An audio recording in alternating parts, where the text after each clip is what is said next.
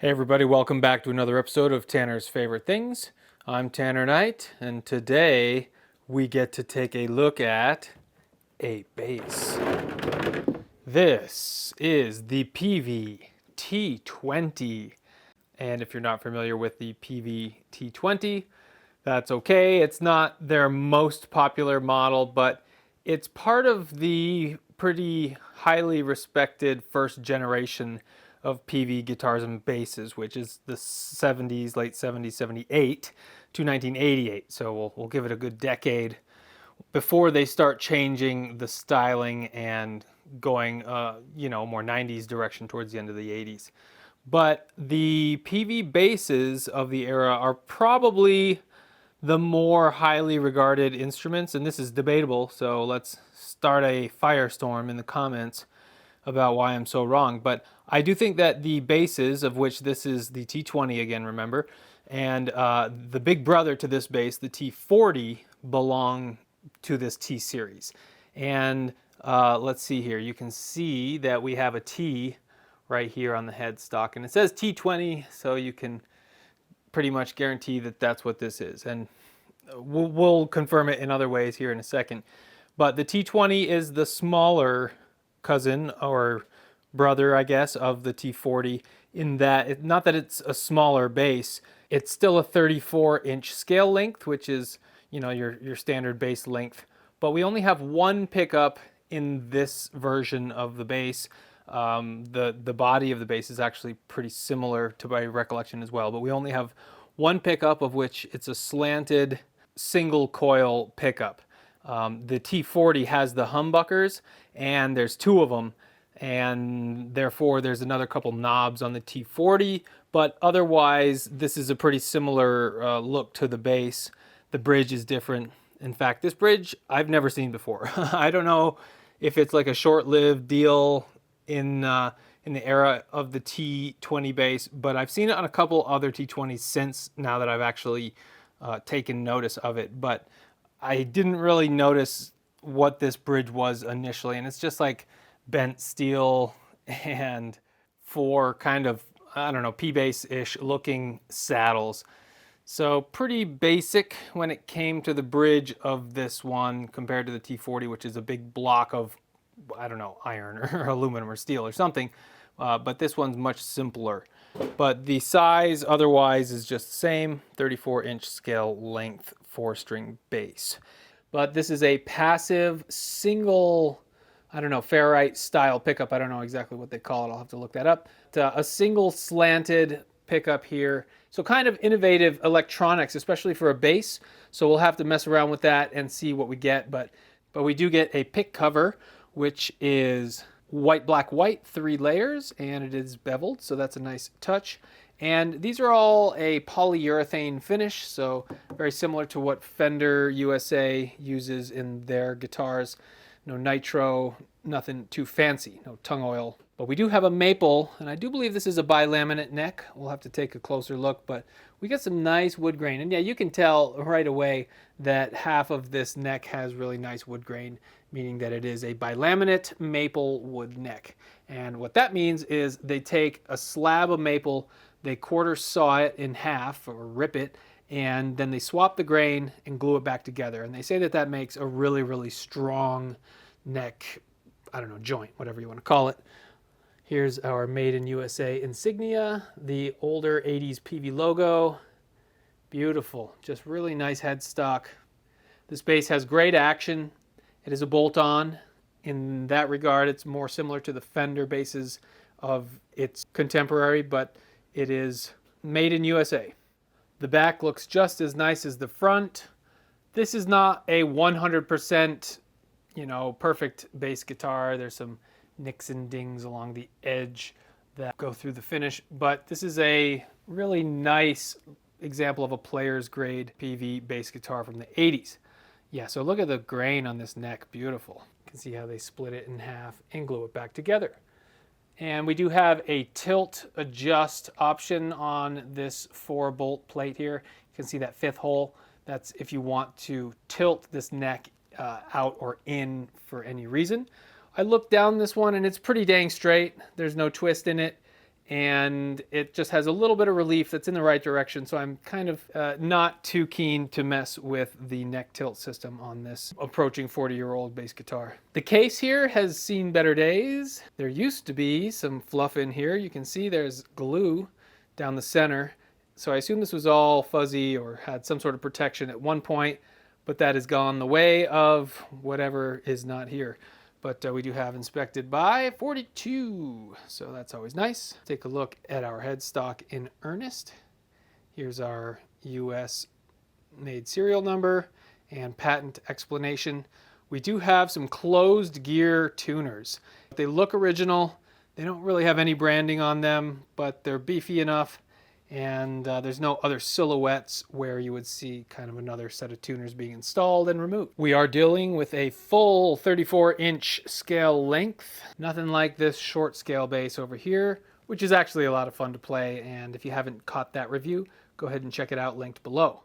So what other basses can you find in the T-Series from Peavey from this late 70s, early 80s, almost into the 90s period? I'd say between 88 and 89 is when things really start to change stylistically for Peavey, and they take a whole different direction in the 90s. But in this whole T-Series era, 78 to 88, we'll say, what else could you get? Well, we mentioned the T-40. That's the full-on studio bass from Peavey, and that was the preferred studio bass for a lot of players, not just country western guys. A lot of players. There's also a T-45, which is another iteration of that T-40 bass, also with a single pickup, a single humbucker, instead of the two stock humbucker pickups on the T-40. But we also get another T-20 variant, the T-20 fretless, or FT, I believe is the two-letter designation. So there is a stock fretless T-20 option, and that's kind of cool. If you're a fretless player, then you can get one without having to remove the actual frets. And Peavey is actually really well known for making a lot of stock fretless basses, not just having it as a novelty of one of their designs. They'll have a fretless model of pretty much every bass design that they come out with between this era and the 2000s, we'll say. As far as playability goes, the one thing that I will mention about this bass is the frets. They have sprouted just a hair. It's not offensive to the point where you'll catch your skin on these things. I can do this just fine, and it's not hurting me in any way, but I can feel every single fret as it passes under my fingers, and that's the case on the top and the bottom. So that's just due to the fact that wood is an organic substance, and it will contract, and the opposite of contract, expand, I guess, over time due to environmental conditions, moisture and heat, time. You add all of those factors together and it's semi-unpredictable. But with this bi-laminate hard rock maple neck, they've actually made a neck which stays pretty true just historically. And I'm not saying that it's better or worse than a neck of Gibson or Fender at the time, but I can speak from experience that most of the necks of these 80s Peavey's guitars and basses are pretty rock solid and true without having to adjust the truss rod cover or our tilt function at the neck. There's basically one fret that's giving me a little bit of trouble just playing this bass, and it's actually the open A string, and it's very, very minimally noticeable. That's if I just pluck it moderately. If I give it a little gusto, you can hear it kind of deadens out, and that's this first fret is just a little tall, or more likely this nut has just been ground down to nothing and the nut needs to be replaced. I don't think you can save this nut. It looks like all of these notches are pretty deep. But that doesn't affect the playability beyond just that one note. Everything else is really good.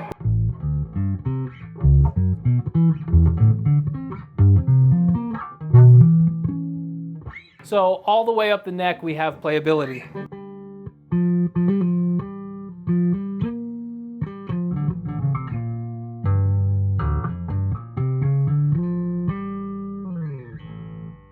With the tone knob, this is an old bass, so it will be scratchy.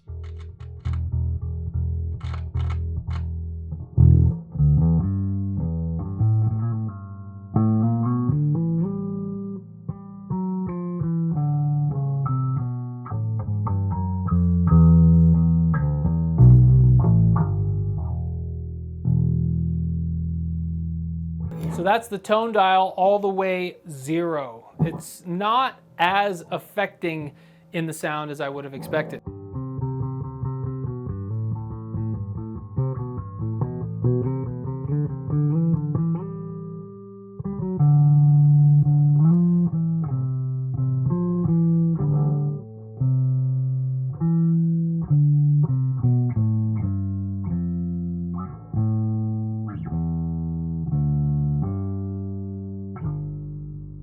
It's definitely more trebly when you take that tone circuit all the way open and put it on 10, and that's kind of where my ears like the sound of a bass.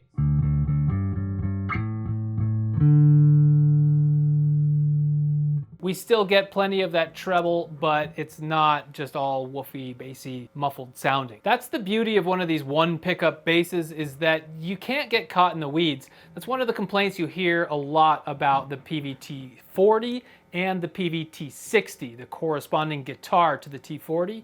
They just have too many tonal options, and it's kind of difficult to dial in what you want. So a lot of people just say, give me something simple. And this is that. This is one pickup. We have a volume and a tone knob, and yes, there should be some advertised tricky little electronics here, which we'll get to the bottom of, but overall, it's a much simpler instrument.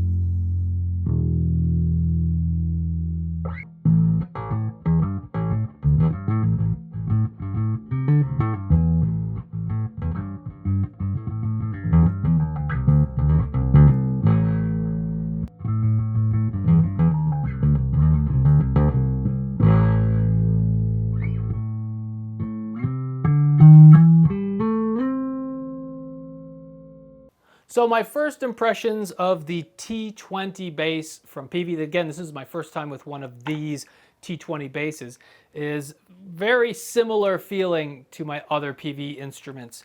They all just have a good quality feel to them, and the thing with Peavey is that they might not ever aim to the kind of design beauty of a Gibson or a PRS, but they're designed to be workhorse instruments that just keep playing year after year, decade after decade.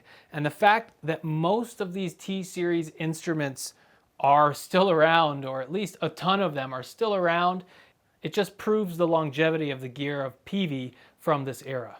So I am no Jaco Pastorius, unfortunately, so the next thing I'd like to do is hear this in the context of a full band. So I'm gonna lay down a loop with this bass being part of that loop, and then we'll see exactly how it sounds in the context of a fuller band situation. So I'll be playing this bass through my Warwick Gnome 200 watt solid state amp, which is plugged into this acoustic 201 2x15 inch speaker cabinet with this big old horn on the top. I think this is a guitar cabinet, so it does have the capabilities for that upper range, but with the 215 inch drivers, it is a mean bass machine.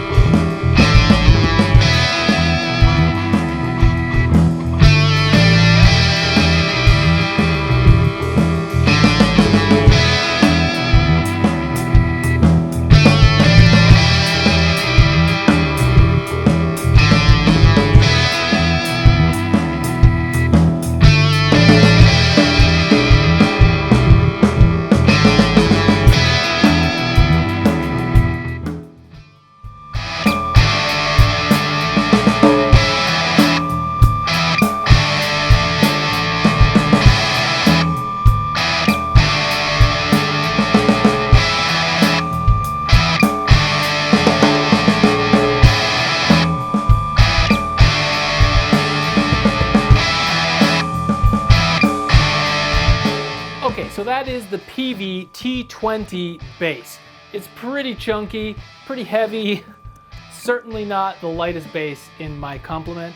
So if the T-40 is heavier than this, which all accounts state that it is, whoo boy, that's a heavy bass, and I do want to check it out at some point, so we'll see. In the meantime, stay tuned. I want to put this bass head to head with some of my existing basses. I do have two Peavey basses in stock currently. One of them is an Accelerator Plus bass with an 18-volt active preamp. This is, of course, a passive single pickup, so a very different bass, but about 10 years later, that Accelerator Plus comes out and is a really nice bass for that era, the mid-90s. I also have a 2002 or 3-ish Peavey Milestone import bass, which is made in one of their Chinese factories or somewhere where they license their name over there. And it's a pretty nice bass as well, but for the most part, I want to go head-to-head with those three basses, plus maybe throw in my P bass, or my V bass, really. It's a 5-string bass, but it is the P bass configuration. So they call it the V bass, as well as maybe another bass or two in there. So stay tuned for that. Let me know if you have any experience with any of the Peavey T-Series guitars or basses, especially the T-20 or the T-20 FR, actually, I think is the fretless. So I think I said FT before, but it's FR. And if you have experience with any of these basses, let me know what you think. Do you like them? Do you hate them? Do you record with them? Do you play live with them? Do you throw them in the back of your car and rock without a case? I feel like these are pretty bomb-proof, so all of the above are on the table. But there you go, the Peavey T-20 single pickup bass, and in red, whatever this red color is. Let me know what you think. Please like and subscribe. That always helps me determine the direction of this channel, and I will hopefully see you on the next one.